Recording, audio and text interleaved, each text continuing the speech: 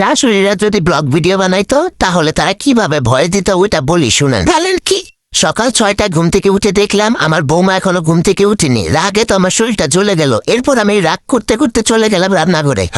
রান্নাঘরে গিয়ে কাজ কাম কিচ্ছু করলাম না, শুধু শুধু বাসনগুলোরে ধুমধাম করে ফেললাম, এখানে ওখানে আওয়াজ করলাম। তারপরও যদি দেখি নবাব জাতির ঘুম ভাঙে, কিন্তু ঘুমটা তার ভাঙেনি।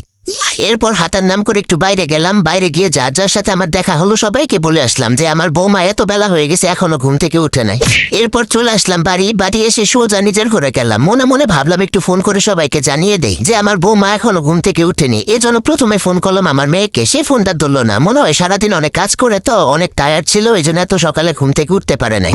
এরপর এক এক করে সবাইকে ফোন দিলাম, মাকে ফোন দিলাম, বোনকে ফোন দিলাম, আত্মীয় স্বজন যারা আছে সবাইকে ফোন দিলাম। ফোন দিয়ে সবাইকে এই সুযোগে জানিয়ে দিলাম যে আমার বৌমা এতটা বাজে এখনো ঘুম থেকে উঠে নাই। শ্বশুর শাশুড়ির প্রতি তার যে দায়িত্ব নাই এগুলো বলে দিলাম। এরপর আমি আর কি করব, টিভিটা চালিয়ে একটু টিভি দেখতে বসলাম।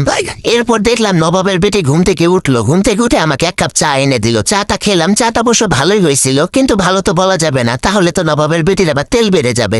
তারপর তাকে বললাম, কি ব্যাপার, বাপের বাড়ি কোনোদিন চা বানায়ও খাও নয়, মনে হয় পানিটা তো ঠিক মতো ফোটাওই না। এরপর একে একে সে সংসারের সব কাজ শেষ করলো, আমি কোনো কাজই করলাম না। আমি শুধু তার পেছন পেছন ঘুরলাম আর তার কাজের যত খুঁত আছে এগুলো ধরলাম।